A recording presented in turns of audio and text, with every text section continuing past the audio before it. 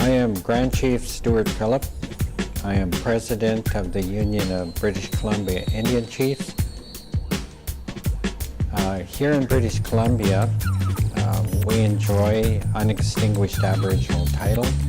There are misunderstandings on both sides. There are misunderstandings that should be corrected. That we're not backwards, uncivilized, and lawless people, and we never were. They tell us we're Canadian. Tell us we're Canadian. But when we stand on our land, our territories are unceded. but when we stand on our land to protect it, we're thrown in jail. We're thrown in jail. We're thrown in jail or charged.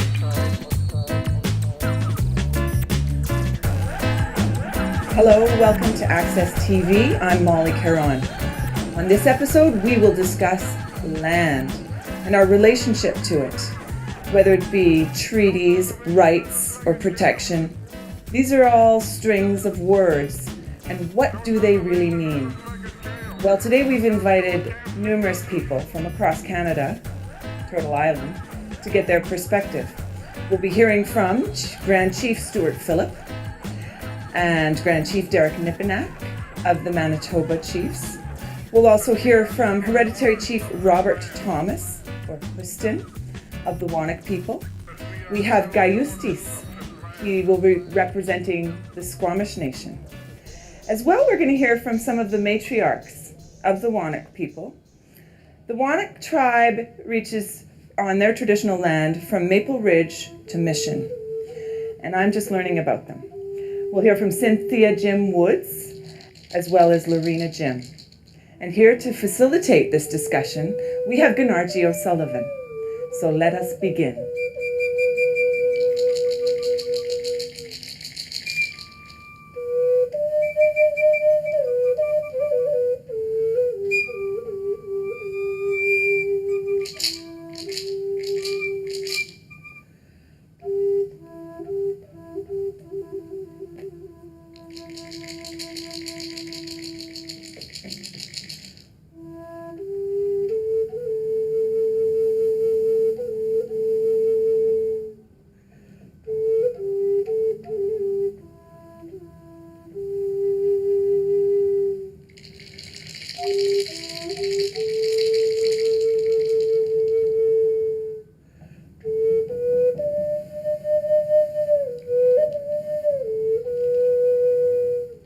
Welcome to Access TV. I'm Gunargie O'Sullivan. Today we bring you a panel, The Land, Honor the Inherent Treaties, First Nations Governance and Values. What does it mean for British Columbia First Nations?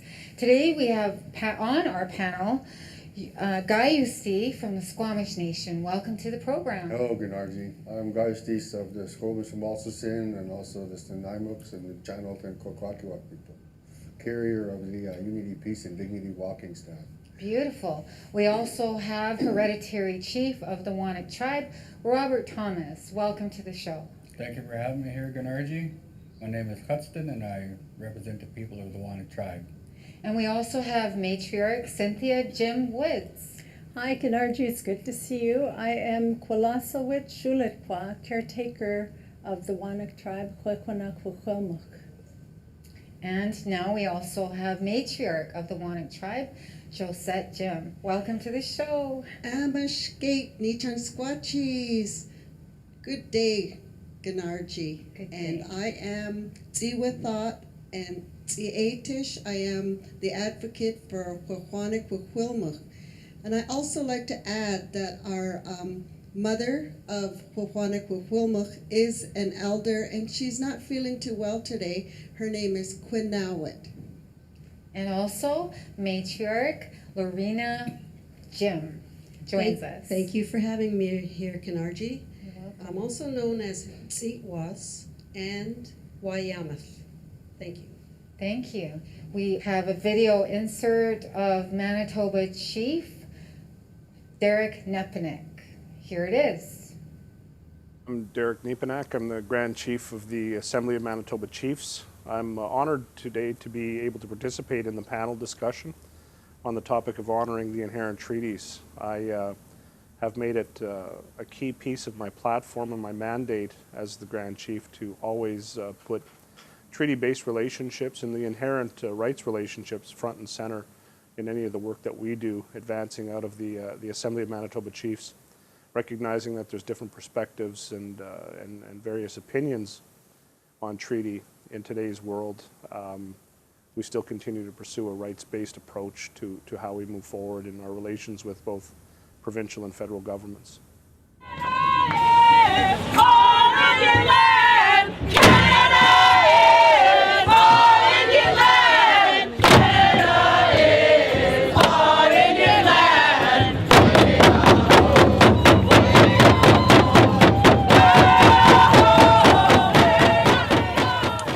It's my understanding from teachings from different elders over the years, but also the understanding that I've received from my interpretation of Canadian law, jurisprudence on treaty rights, that there's items that were specified within the treaty arrangement which really set a foundation for a respectful relationship going forward. There's also items that were outside of the treaty, and what I believe those to be are the freedoms of our people that we always enjoyed prior to entering into treaty negotiations. Those freedoms remain intact, and those freedoms to me represent the inherent rights of our people. They need to be conceptualized as freedoms and not necessarily as rights, because rights have been, in contemporary standards anyway, I believe, adjudicated upon and resulting in restrictions on freedoms, which is what I believe a lot of the treaty rights are becoming under Canadian law and through judicial activism. So when we talk about inherent, we talk about the real freedoms of our people, which were there the day before treaty. So there's a little bit of a difference between inherent rights and treaty rights as I've grown to understand it. All right. So now that we've seen the video from Derek Nepinek, I'd like to ask you a question, and that is, what are some of the challenges that you, as an individual or as a Squamish person or a Wanak person, had to face on your ancestral lands? Myself personally, as a ceremonial leader, running lots of ceremonies, I have to deal with a lot of people who are very disconnected from their heart, who are trying to learn how to be in this world. And it is a very discouraging place to be a lot of times, to have everybody trying to go to school to learn how to take care of Mother Earth. Must be a lonely journey for you. It can be, yes. Tell us more. Okay, we'll come right back to you. Okay. How about you, Hereditary Chief Robert Thomas? Tell us what some of the challenges you face as Hereditary Chief of the Wanak tribe on your ancestral lands. I think some of the biggest challenges that we have are not being able to inhabit our land, not to have any housing, not to have the proper representation. And that all stems back to 1929 when we were wrongfully amalgamated with another community, another band, which of course has taken effect on our people today, because none of our people are at home on their homelands where we can practice our traditional culture. We also bring you Grand Chief Stewart Phillip. He is of the Union of BC Indian Chiefs and also serves as the chair of the Okanagan Alliance. The whole purpose and intent of colonization is to dispossess the indigenous people of their lands.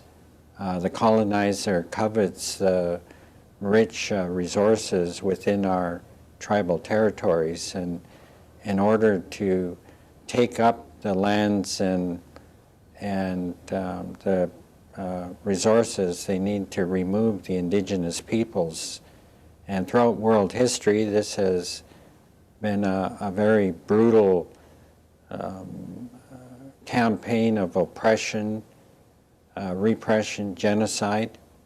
Well, that kind of leads into my next question, which is, how has the Indian Act divided and conquered your people of the Wanak tribe? Cynthia Jim Woods. There's a number of factors that they have attempted to divide us and dislocate us from our traditional lands. My sisters and I have been attendees at the residential schools, and previous to us, our aunts and uncles have been in the 60 scoop as well. So a dislocation of our people from our traditional territories has been very detrimental in attempting to effectively take us away from our traditional lands. One of their methods of taking us off the land was the residential school system, which was to literally beat the language, the culture, and our spirituality out of us through the residential school system. But what most people don't appreciate is the real intent of that was part of dispossessing us from our lands and territories. Also, the government entered into further genocidal practice of removing Indigenous children from their families and placing them in non-Indigenous homes for the very same purposes.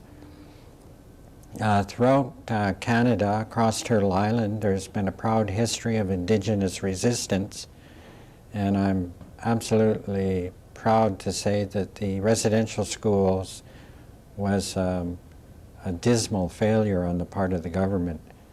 Our peoples are incredibly resilient, and we're growing stronger each and every day as we reclaim our rightful place in the world as sovereign Indigenous nations, and we're reclaiming our languages, culture, and traditions.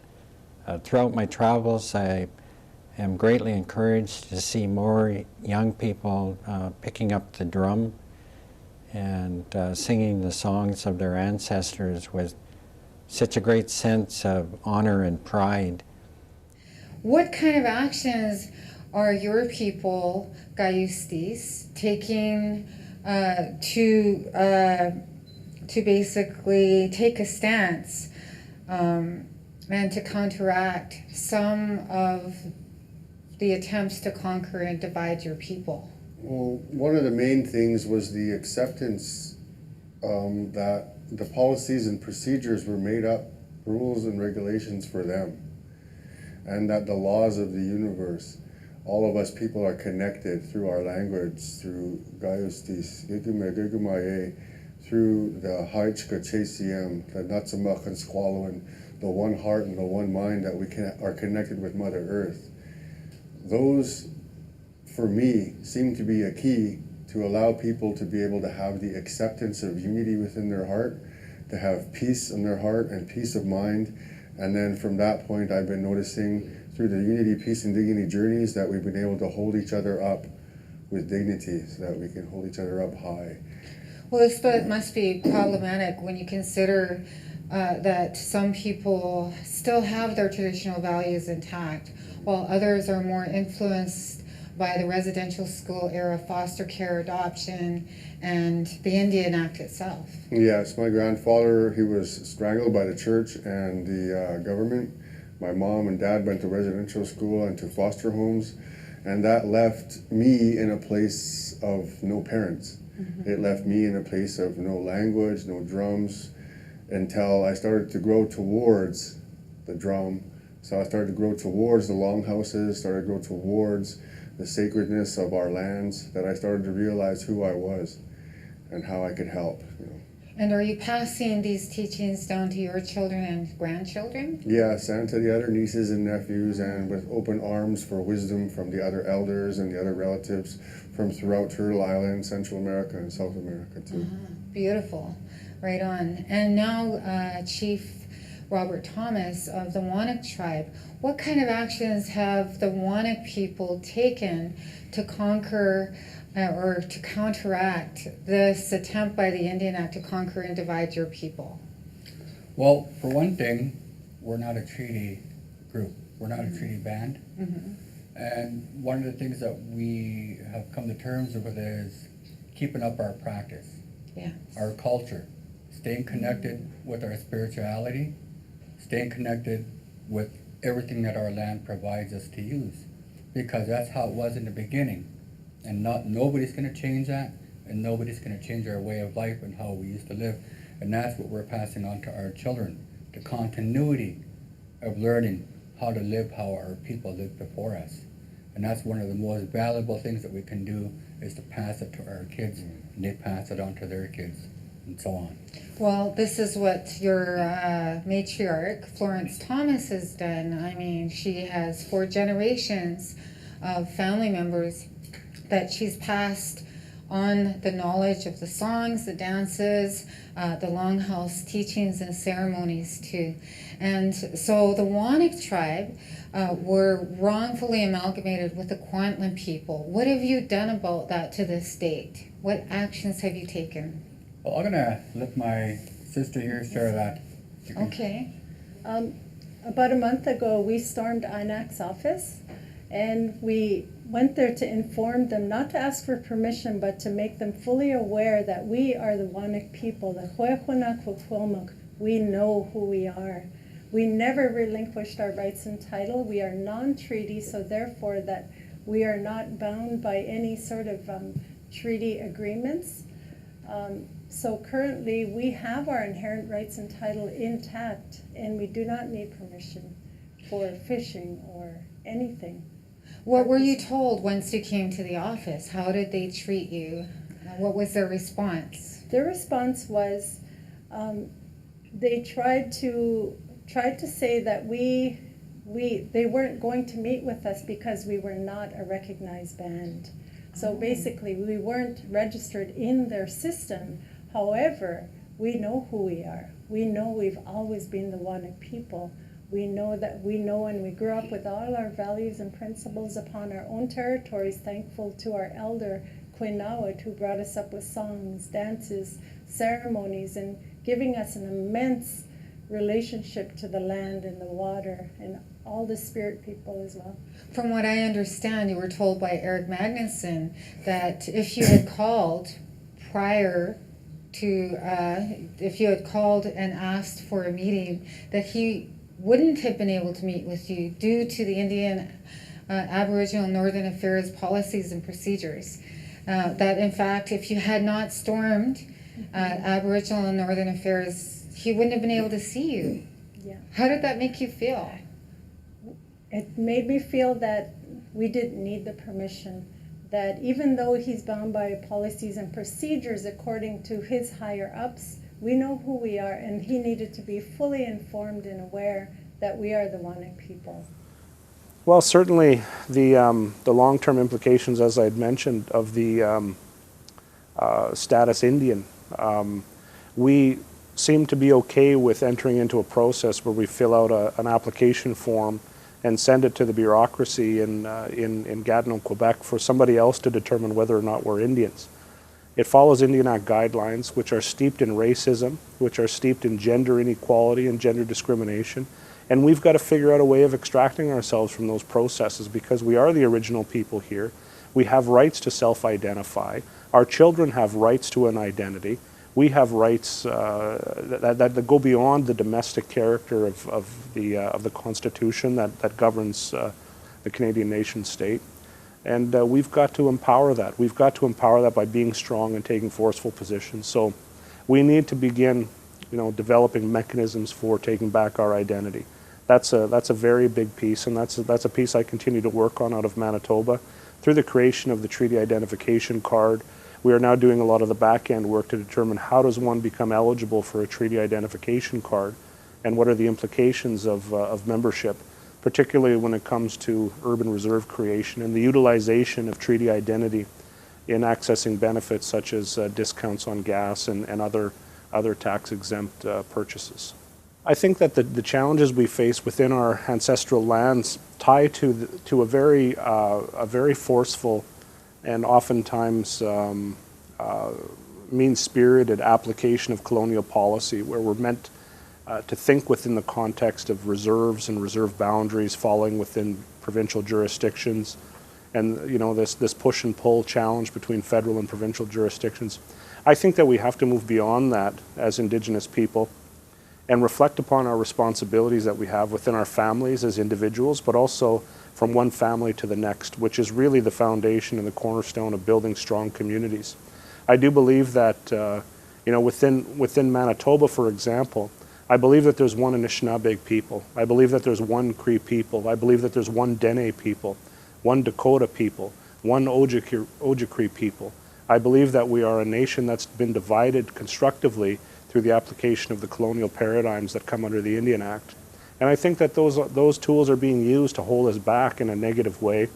I think that the economic model under the Indian Act is used to divide and conquer our collective power, because I don't believe we're realizing it now. And I think that's the greatest challenge we face, particularly when it comes to land conservancy. Deals are being struck between industry and individual First Nations communities that are part of a much broader collective, as I said, of Anishinaabe people or Cree people, just for example. All right, so how about the Squamish people, gyauustees? What kind of actions have you taken, and what has been the outcome? I can't really speak on behalf of all the Squamish people and all of the Channel and Kwelosoet and the people of the Painted Face Societies and our winter dances and potlatch people. But what I can say is that the resurgence of our culture is waking up our spirits, and it's turning our head back into the onboard computer for our soul like it was meant to be. And from that point, we're having a vantage point of being able to be not healing anymore, but that we're able to take the steps to live again, free from all of those laws, rules, and regulations and policies that were put on us, so that we're able to see eye to eye and become more unified and to communicate more clearly with each other. Those are the fundamental first steps that we need to take, I believe, as people, to be unified. Whatever lines that were drawn between us and our people by making us one tribe, when we're distinctly for generations and generations being families with our own jobs to do. And we are all one, but we're not all one through we're one through diversity and not conformity. I think that it's important to reflect upon, these organizations that have been created, these political organizations, not only the political organizations, but the entire construct of governance or governance authority that's built from an Indian Act foundation. Now, the chief and council concepts in our communities are built from an Indian Act foundation, which gives rise to the regional organizations, which gives rise to the national organization.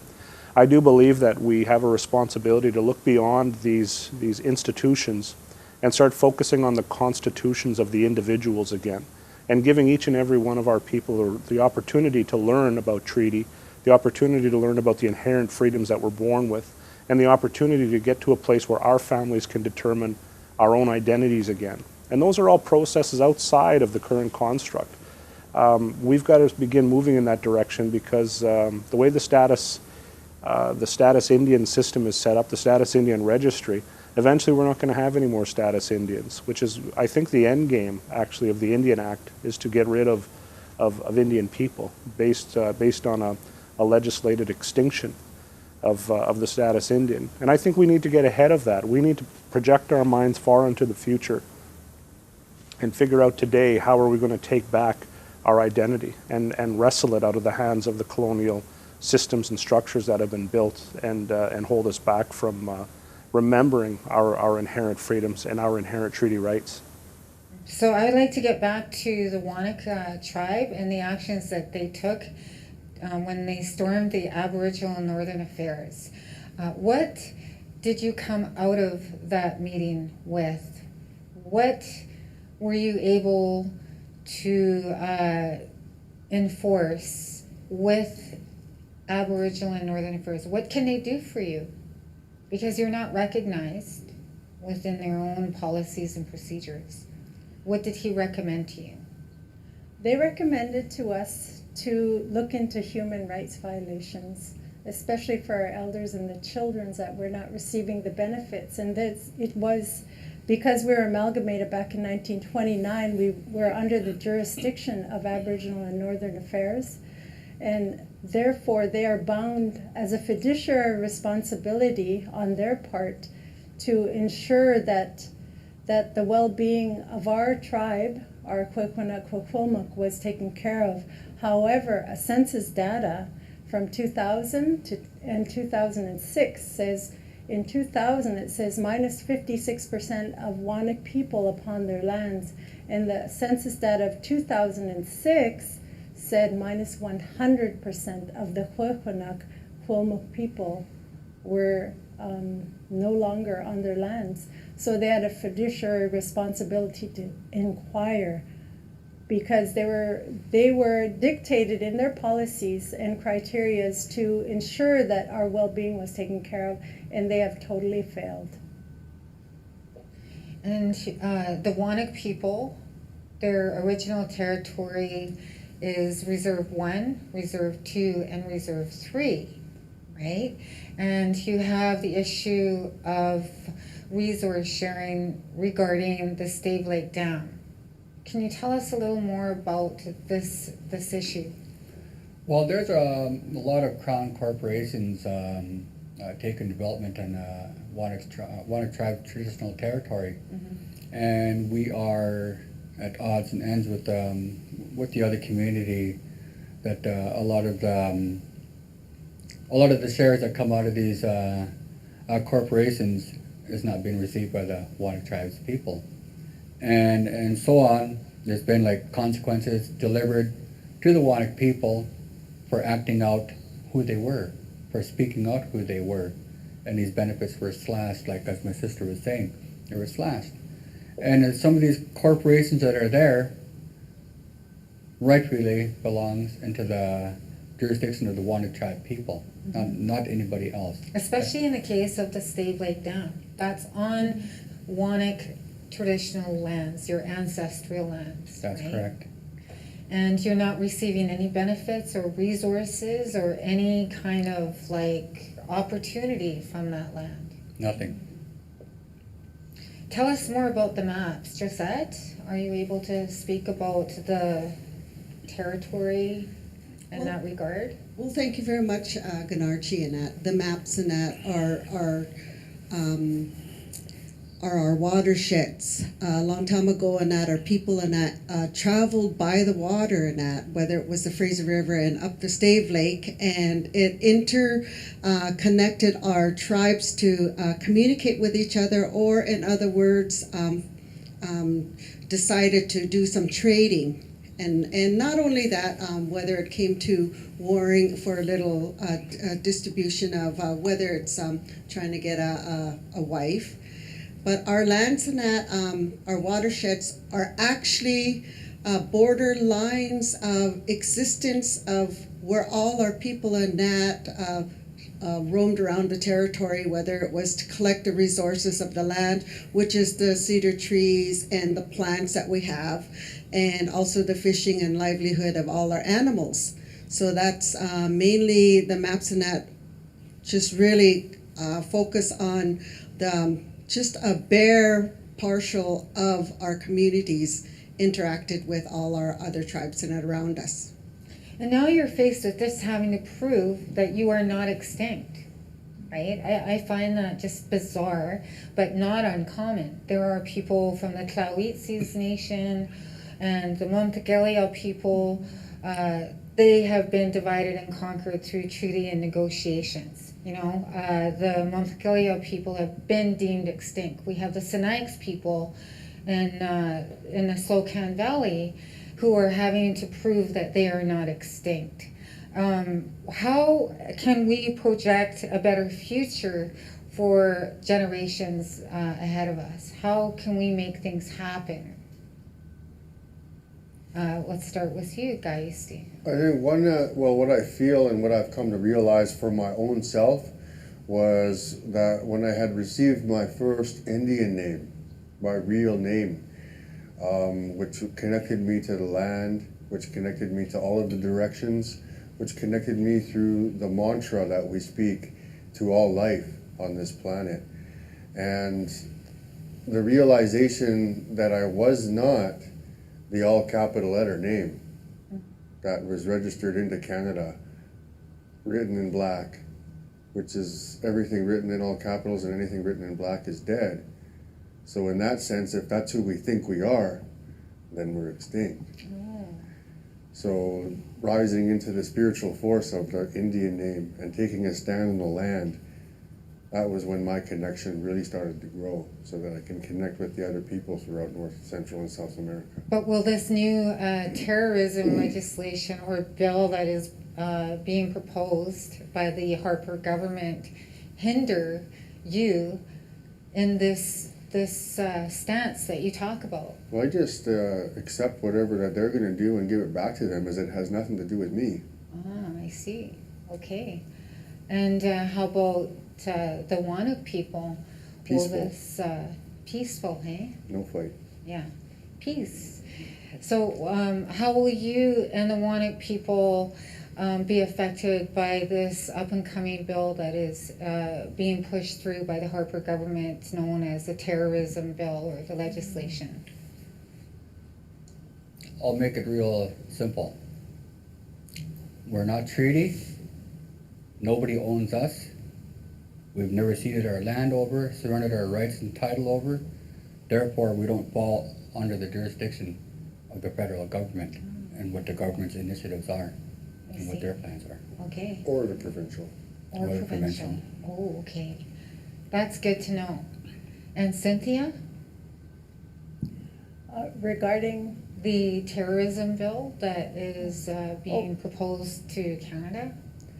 regarding the terrorism bill being proposed, it's like our Siyem Xutsten says here. We are going to block railways on February 13th and claim our inherent rights and title openly and with humility and with determination, because that is who we are. That is our land. We've always been on our territory, except for the attempts made upon us, genocidal attempts upon our people. So you're not intimidated by this terrorism bill at all? That's interesting. No, we're not Has nothing to intimidated. do with us. No? Yes. That's Okay. anything that devises fear in a people is not a good spirit according to our laws of life. Anything that empowers people, that's a good spirit, and that's what you honor. But you realize that the shut down Canada will affect the economy for one day, and a part of what this terrorism bill is to stop any kind of action that will affect the economy of Canada. And it's a big risk, that you will be taking, and I commend you for that. But what other actions are you taking, for instance, in a traditional sense, to combat some of the attempts to divide and conquer the people of Wanuk or Squamish? You talked about canoe races, for instance. Absolutely. We are, I'm not saying we're just basically bringing back our canoes. We have a canoe maker that is aiding our canoes right now, and we're going to bring them out and with a new name, indigenous name, that binds us all together as a community, as a nation of Kwekwanat-Kwekwanuk. And also we have an upcoming powwow, Wanuk Traditional Days. It's going to include things like slahal, bone game, powwow, traditional West Coast drumming, and a number of different activities, making our art. We have a number of artists within our tribe, and we want to nurture that and make the public aware of who we are, that we are here, we exist, we are not extinct. The one key concern for our people, and it's a very holistic and kind of a global view, is quality of life, and how that manifests in terms of activities on the ground that are initiated by community leadership or from those who are outside of community leadership that are not chief and council, is really the beauty of our experience right now. A lot of people would think that quality of life is achieved by going out and participating in a contract to develop the land or to help put the bipole through Manitoba, whereas others believe that quality of life is realized by maintaining language and rebuilding strong families. So we have a very broad spectrum of initiatives. It would be improper to try to say that one priority is more important than the other, but rather to look at these processes as organic and evolving based on a people who are now waking up to a renewed sense of who we are within our ancestral landscape. Even regarding the minus 100% census of 2006, we are still here. So we deserve a voice in the duty of consultation in whatever goes on in our territory. But we have people that are like Grand Chiefs who have not been consulted with. I think that it's going to be a struggle for you as hereditary people to get prior and informed consent and consultation. Getting back to some of the actions you've taken to prove that you're not extinct, there was a Wannock Walk that happened. It was called the Wannock Awareness Walk. I think that you're going to have another one, but you had one in July of 2011? 2011. Would somebody like to quickly talk about that? Yeah. When we did this walk, it was the walk that to show everybody that the Wannock aren't extinct. And it was also, I believe it was a walk of hope, right? A walk of hope. And our elder, who's supposed to be here today, she initiated this walk. It was her idea. And us, as the Wannock, other Wannock members, supported it. And we walked with her, along with her grandchildren. We did 2 walks, one from Albion to Wannock, and then we did another one from Albion all the way to Mission. Okay. We walked along with our elder. At that time, I believe she was about 67 years old. Well, we had a police escort as well, so it was very formal, and it was also put in a local. Nothing like a police escort.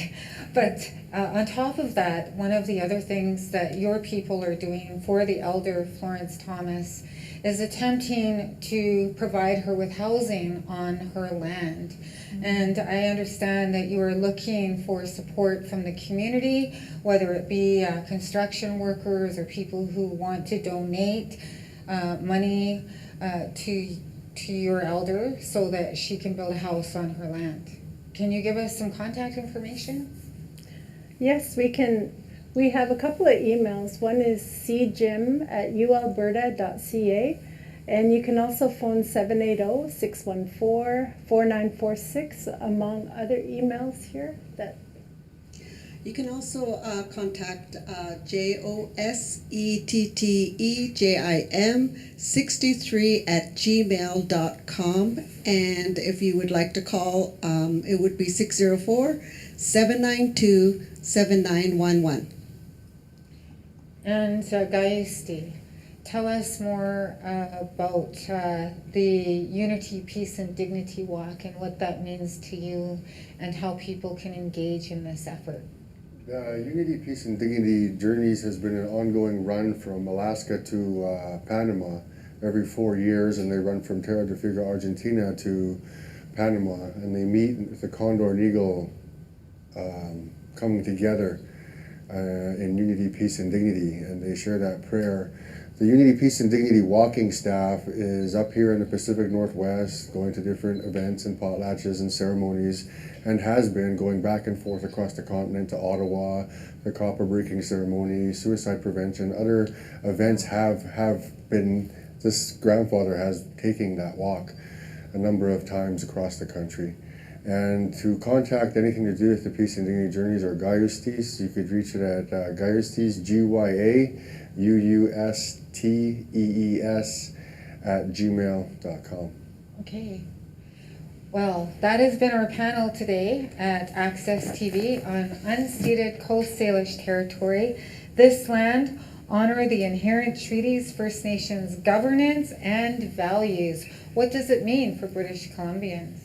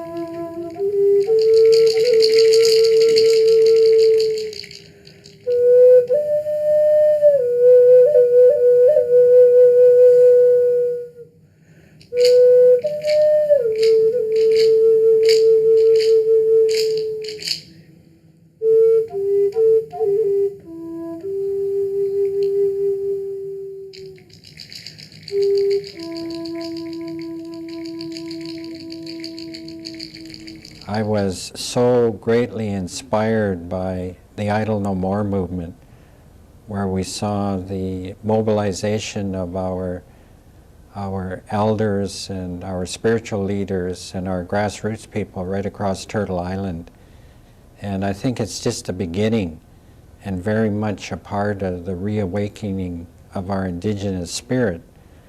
Of course, we're confronted with the Harper government and its very neoliberal attack on indigenous rights. And the Harper government is attacking the foundational democratic principles of this country and attempting to, as the neoliberal ideology dictates, to create a market state here in this country. And indigenous land rights and democracy is simply obstacles to that worldview. The Harper government has been very unilateralist in passing a number of bills that have been designed to erode and obliterate our jurisdiction and our power and our inherent rights. Let's define some terms. What is unextinguished Aboriginal title and inherent treaty?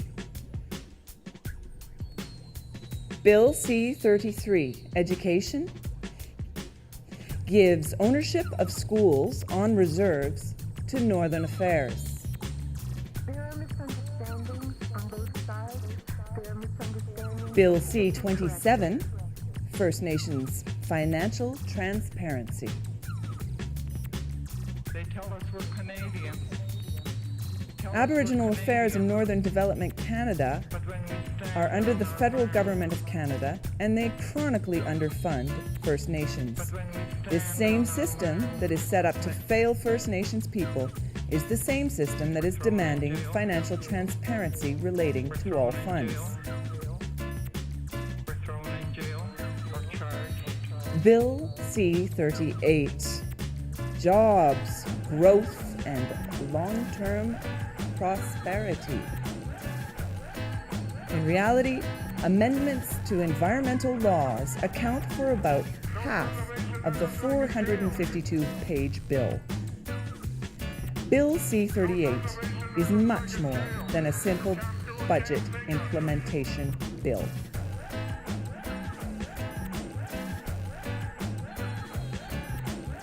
Bill C-45 affects Aboriginal commercial fisheries, changes navigable water protection.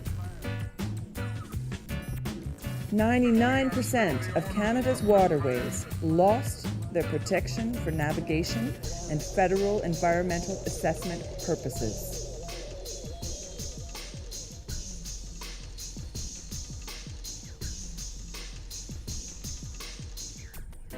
Bill S-2, Family Homes on Reserve and Matrimonial Interests, or RIGHT Act.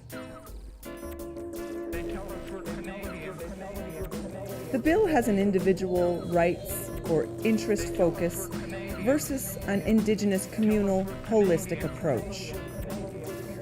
It focuses on the best interests of the individual child as opposed to the collective, or the interconnected interests of the entire family. The bill views First Nations people as cultures versus governments with their own jurisdictions or nations with their own sovereignty. Bill S-6, First Nations Election Act. A minister can impose election process without consultation. Bill C-428 could impose sweeping changes to the Indian Act.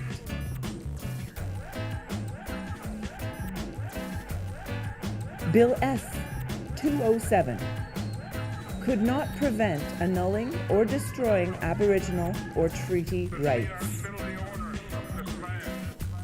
S-212, its fourth attempt, could be possible for First Nations to take on much of the authority currently given to provinces, but no consultation on impact so far. Bill C-51, the new anti-terrorism bill.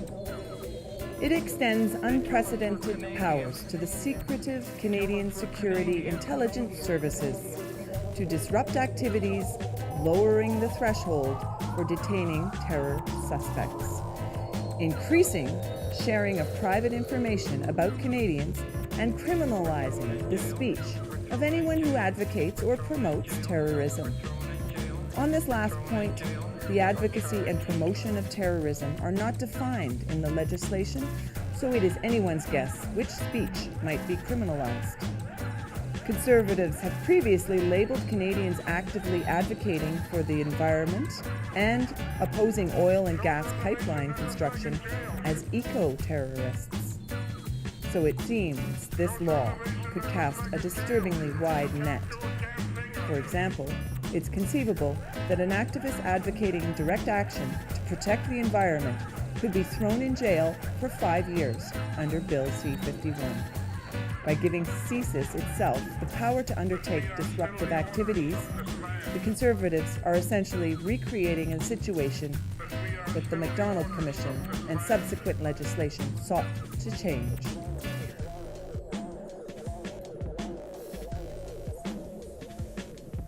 I think that every time that we ascribe to or aspire to be involved in federal decision making, what we're doing is we're playing into the hands of a federal jurisdiction that really can use that mentality or that type of thinking towards effecting whatever agenda they have.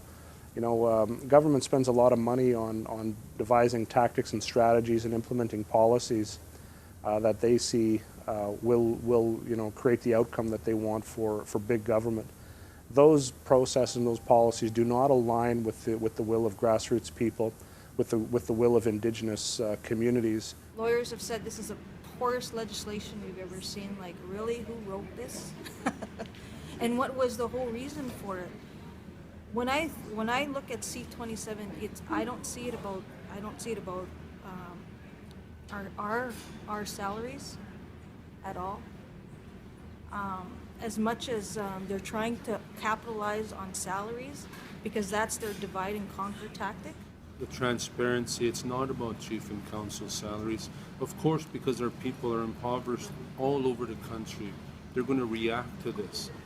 When I look at this bill, I think of hold the rations, I think of starvation policy, I think of all these tactics that have been happening over the years. We do have rights of self-determination that are recognized in international law, and we do have to pursue our agenda based on what we know and what we believe to be the best interests of our families and the best interests of our lands. And we have rights protections in place to make sure that that can happen. It's difficult to pursue these things, though, when we deal with a government that really challenges us when it comes to the financial relationship. I believe that they use money to control decision making at every level of the process, and where it makes sense to make provincial partnerships, I do believe that those are vitally important, because we do not live in a bubble. We live in an integrated society, and we need to work with one another, including elected representatives of provincial governments, to make sure that we're making collective decisions for the best interest of all of us, and not just one versus the other. We're all in this together, and we've got to figure out a way to overcome the challenges together.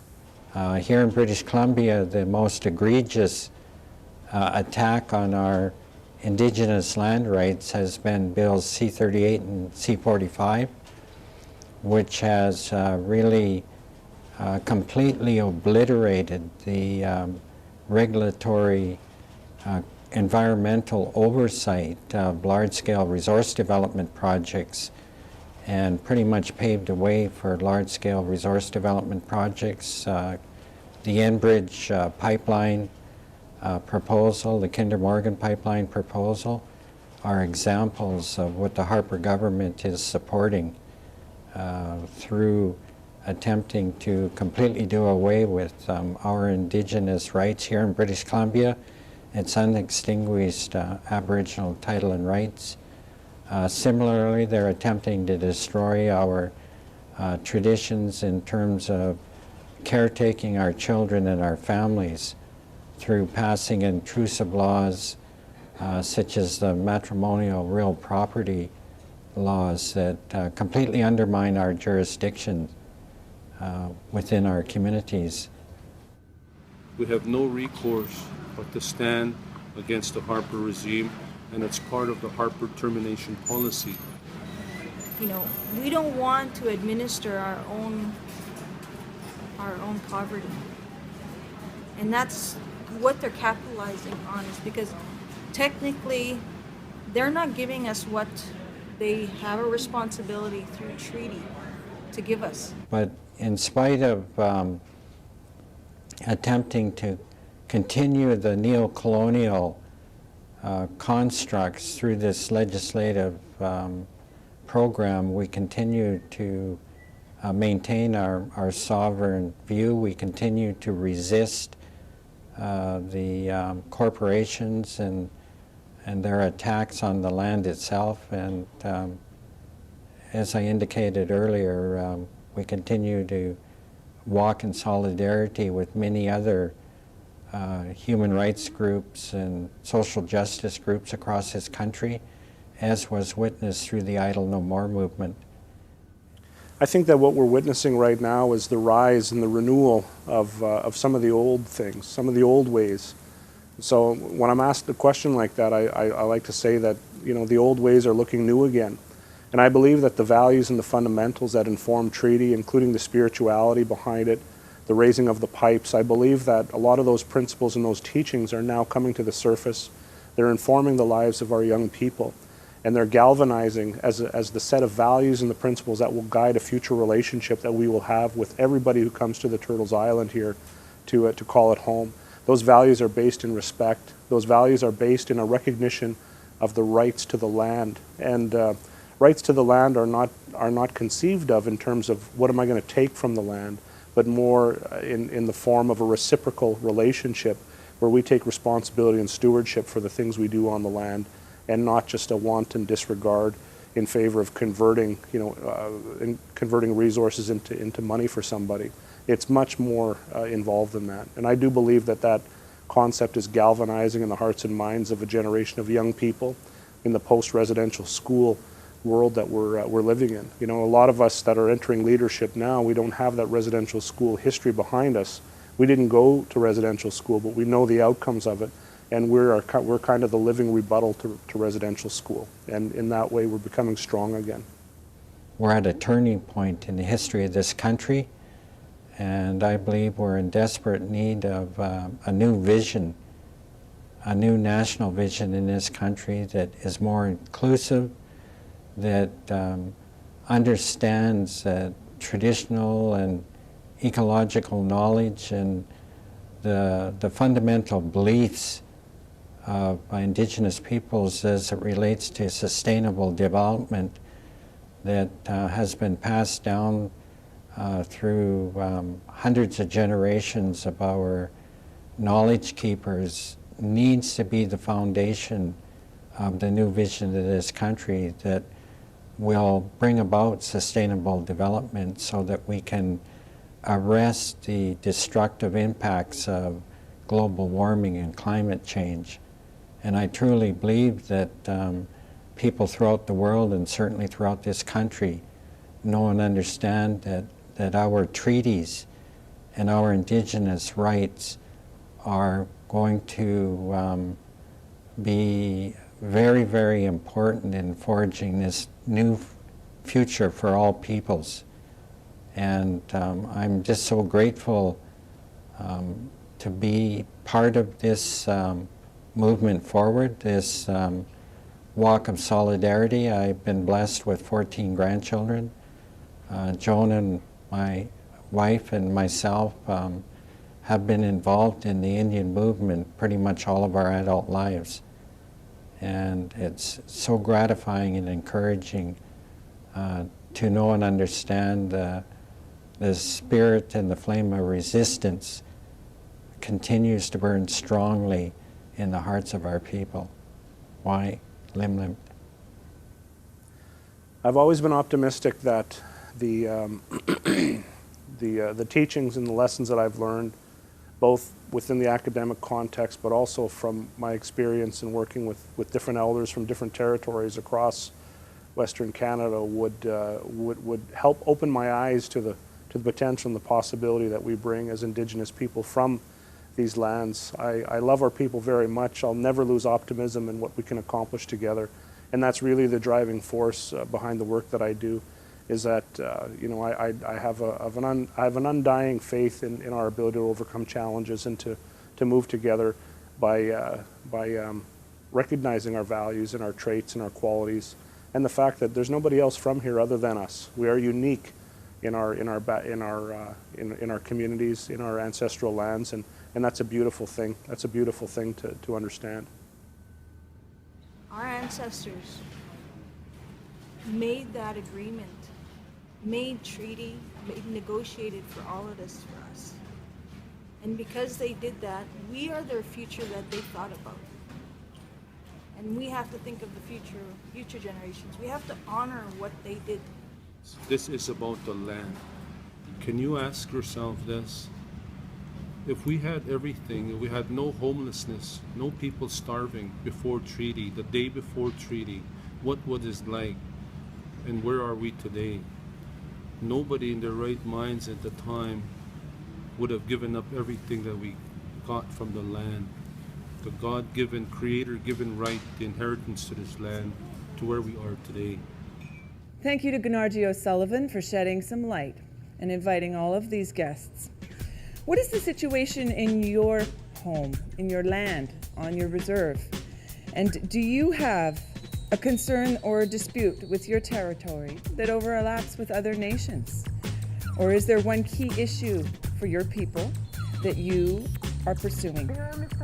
We at Access TV are accessible and want to hear from you. And we are seeking your voice to tell your story. On our upcoming episodes, we will return to our normal format and bring you stories from our community. And I want to thank you for paying attention to all these issues that include us all in this integrated world that we live in. I'm Molly Caron, and we'll talk to you again soon.